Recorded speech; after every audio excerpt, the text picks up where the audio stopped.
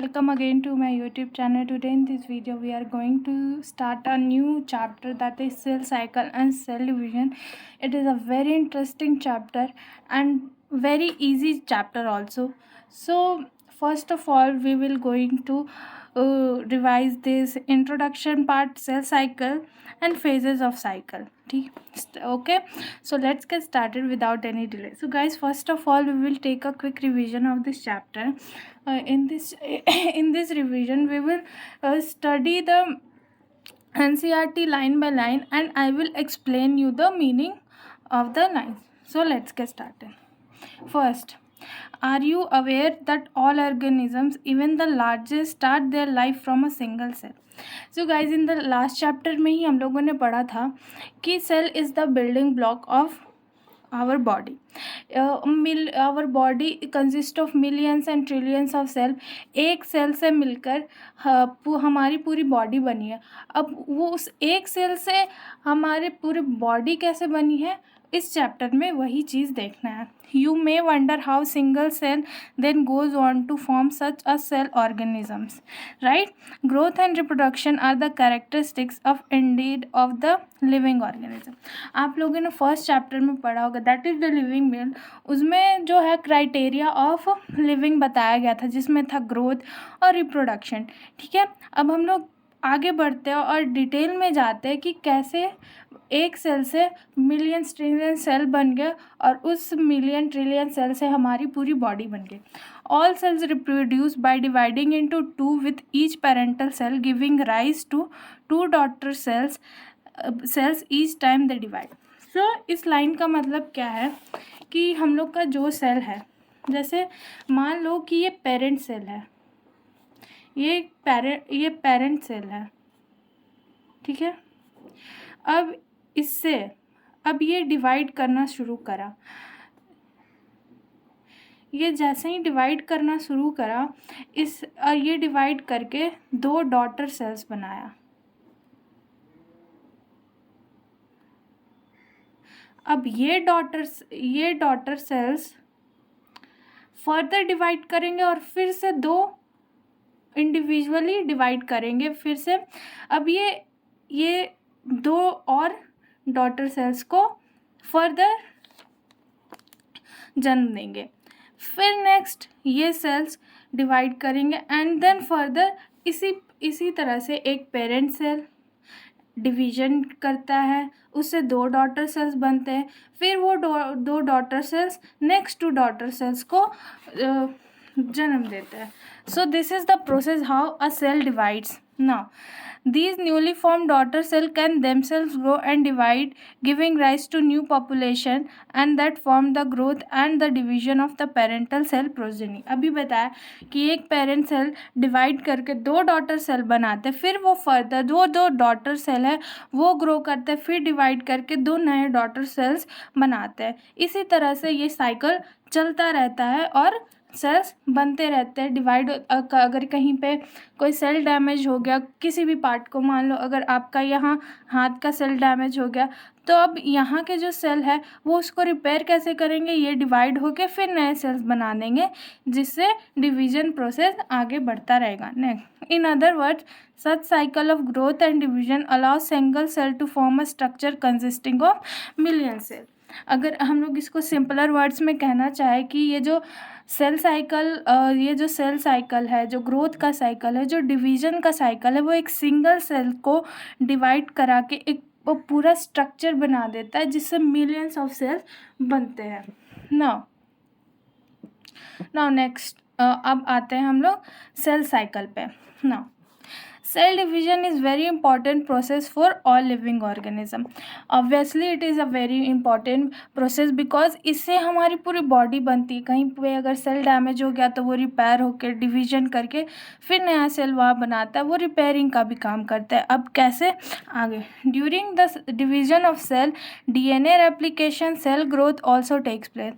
बिल्कुल, जब हमारा सेल डिवाइड करता है तो वो सिर्फ सेल डिवाइड नहीं करता, वो सेल में जितने भी ऑर्गेनिज्म, और मान लो कि एक सेल है, इसमें ये बीच में न्यूक्लियस हो गया, यहाँ पे एंडोप्लाज्मिक रेटिकुलम हो गया, यहाँ पे गोल्गी बॉडीज़ मान लो, राइबोसोम।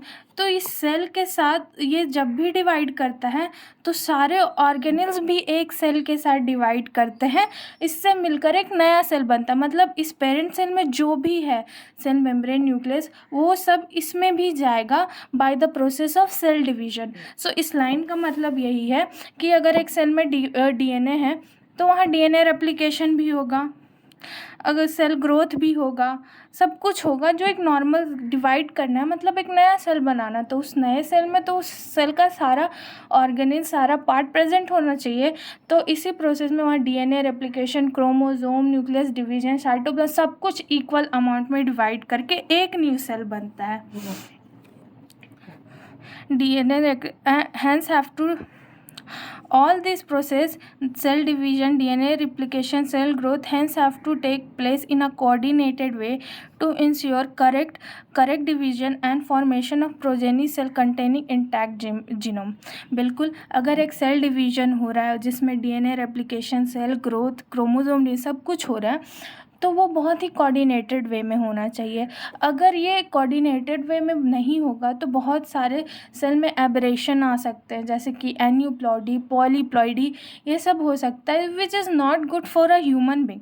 सो अगर ये सेल डिवीजन, डीएनए रेप्लिकेशन जो भी हो रहा है वो स्टेप बाय स्टेप प्रोसेस में होना चाहिए, वरना उस सेल में गड़बड़ी हो सकती है। इसीलिए कहा गया है कि ये जो भी प्रोसेस है सेल साइकिल का, जैसे कि डीएनए रेप्लिकेशन, ये सब को एक कोऑर्डिनेटेड, एक प्रॉपर वे में होना ज़रूरी है, तभी एक पूरी तरीके से एक सही सेल बन जाएगा। The sequence of events by which a cell duplicates is genome, synthesize other constituents of cell, eventually divide into 2 daughter cell termed as cell cycle. अभी ये जो भी ऊपर का मतलब इन सिंपल वर्ड्स अगर कहा जाए कि ये जो भी सीक्वेंस ऑफ इवेंट्स है, डिवीजन ऑफ सेल का, डीएनए रेप्लिकेशन का, जीनोम डुप्लीकेट का, सिंथेसाइज, क्रोमोसोम, ये सब डिवाइड करते हैं ताकि 2 नए डॉटर सेल्स बन जाए। इसी प्रोसेस को हम लोग सेल साइकिल बोलते हैं। सो ये अगर हम लोग इसको सिंपल वर्ड में अगर इसको डिफाइन करना चाहे तो it is the sequence of event by which cell duplicates in genome, synthesize other constituent of cell, eventually divides into a daughter cell termed as cell cycle। Although cell growth in terms of cytoplasmic increase is a continuous process, DNA synthesis occur only during one specific stage of the cell cycle. इस line का मतलब क्या है कि cell growth in terms of cytoplasmic increase ये एक continuous process है, लेकिन डीएनए सिंथेसिस सिर्फ एक पर्टिकुलर स्टेप में होता है। वो स्टेप कौन सा है वो हम लोग आगे पढ़ेंगे, बट अभी इस लाइन को सिंपली समझो तो ऑल्दो सेल ग्रोथ तो एक कंटिन्यूअस प्रोसेस है इन टर्म्स ऑफ साइटोप्लाज्मिक इंक्रीज, लेकिन डीएनए सिंथेसिस एक पर्टिकुलर फेज में होता है। वो फेज को हम लोग एस फेज बोलते हैं, वो हम लोग आगे पढ़ेंगे।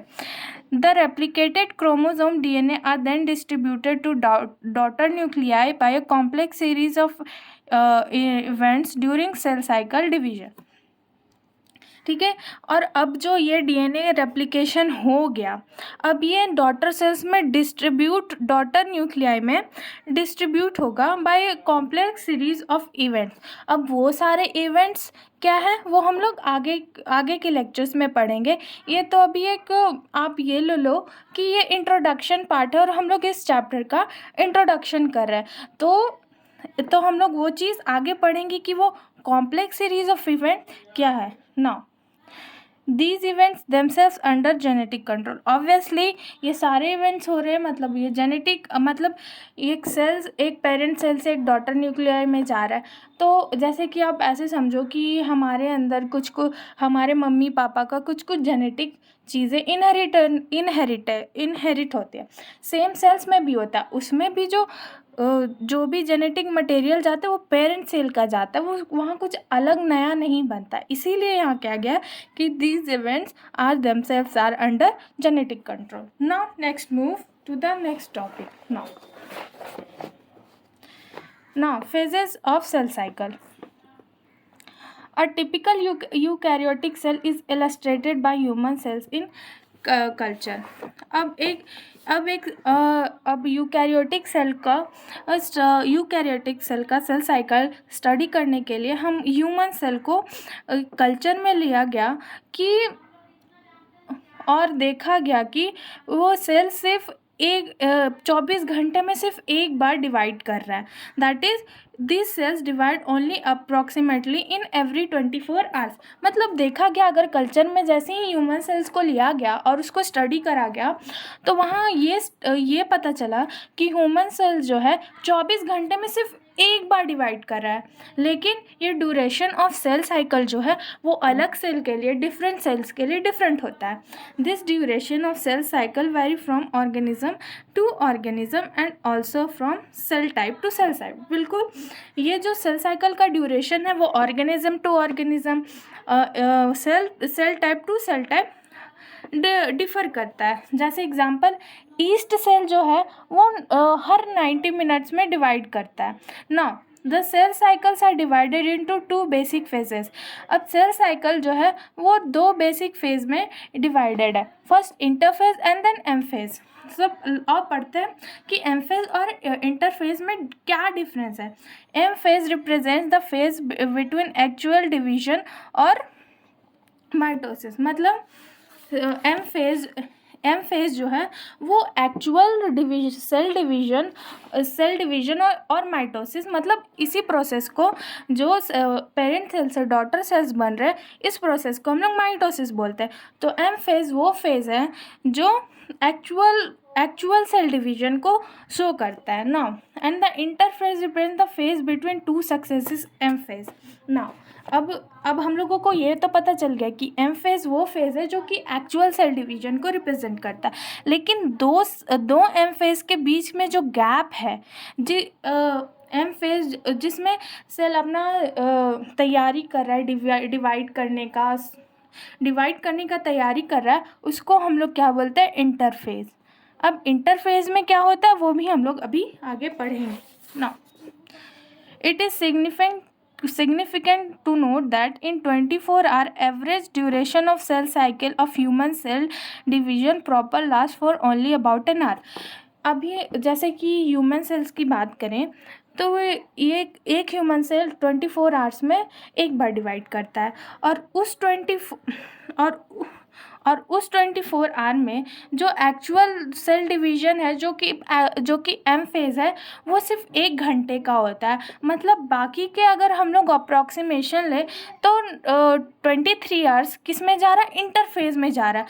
तो interphase is a very long process और एम फेज बहुत छोटा प्रोसेस है, क्योंकि ये पूरे 20 आवर्स में सिर्फ 1 घंटे का एम फेज है और 23 आवर्स का इंटरफेज है. So interphase last more than 95% duration of cell cycle. It is very obvious, क्योंकि एमफेज सिर्फ 1 घंटे का हो रहा है और बाकी का पूरा टाइम इंटरफेज में है. तो ये हम लोग ऑब्वियसली कह सकते हैं कि जो इंटरफेज है वो बहुत लंबा प्रोसेस है और 95% ऑफ ड्यूरेशन ऑफ सेल साइकिल का ये कंज्यूम करता है. Now next, M phase start with nuclear division corresponding to separation of daughter chromosome, that is choriokinesin, and usually ends with division of cytoplasm, cytokinesis. अब एमफेज जो है वो न्यूक्लियर डिवीजन से start होता है जिसमें डॉटर क्रोमोसोम्स डिवाइड करते हैं, उसको मतलब division of nucleus is known as karyokinesis. And वो एंड किससे करता है, साइटोप्लाज्मिक डिवीजन से, जिसको हम लोग साइटोकाइनेसिस बोलते हैं. So division of cytoplasm is known as cytokinesis. The interphase, though called resting phase, is the time during which cell preparing for division by undergoing both cell growth and DNA replication in orderly manner. अब अभी मैंने आप लोगों को बताया कि जो proper cell division का ड्यूरेशन है वो 1 घंटे और इंटरफेज जो है वो मोर देन 95% टाइम ले रहा है. तो आप लोगों के मन में तो ये सवाल आया ही होगा कि यार इंटरफेस में ऐसा क्या हो रहा है जो कि ये इतना लंबा प्रोसेस है। तो इंटरफेस को हम लोग रेस्टिंग फेस करते हैं, लेकिन एक्चुअली इसमें ये रेस्ट में सेल होता नहीं है। एक्चुअली इस ड्यूरेशन में सेल अपने आप को प्रिपेयर कर रहा होता है डिवीजन का। इस इंटरफेस में सेल ग्रोथ भी होता है, सेल ग्रोथ भी होता है, डीएनए रेप्लिकेशन भी होता है, सम प्रोटीन्स का फॉर्मेशन होता है जो एम फेज को प्रमोट करते हैं। इसीलिए interphase is called resting phase, but it is the time during which cell is preparing themself for the division. क्योंकि इसमें सेल ग्रोथ, डीएनए रेप्लिकेशन सब कुछ एक ऑर्डरली मैनर में हो रहा है। अगर जैसे कि आप नीट की तैयारी कर रहे हो, तो आपका जो 5 मई को एग्ज़ाम हुआ, ठीक है, उसके बाद का जो टाइम, उसके बाद से आप प्रिपेयर करो 1 साल, और आप वो एक दिन एग्ज़ाम दोगे, तो ये जो पूरा ड्यूरेशन है अभी जो प्रिपरेशन से लेके एग्ज़ाम तक, ये इंटरफेस हुआ आपका। और वो आप जिस दिन एग्ज़ाम दोगे उसको अगर आप बोलना चाहो तो वो आपका एम फेज़ होगा, क्योंकि उस दिन आपका डिसाइड होगा कि आपका क्या होने वाला है, एग्ज़ाम कैसा गया। इसीलिए ये जो पूरा प्रोसेस को करने के लिए जो टाइम लगा उसको इंटरफेस कहते हैं। सेम सेल में भी होता है कि डिवीजन सिर्फ 1 घंटे में कर लेता है, लेकिन उसके लिए जो प्रिपरेशन वगैरह लगता है, उस बाकी जो प्रोसेस है इंटरफेस होता है। अब इंटरफेस को भी अलग अलग 3 फर्दर फेजेस में डिवाइड किया गया है। ये हम लोग कल पढ़ेंगे, इसीलिए अभी हम लोग शॉर्ट नोट्स की ओर बढ़ते हैं। So let's start our short.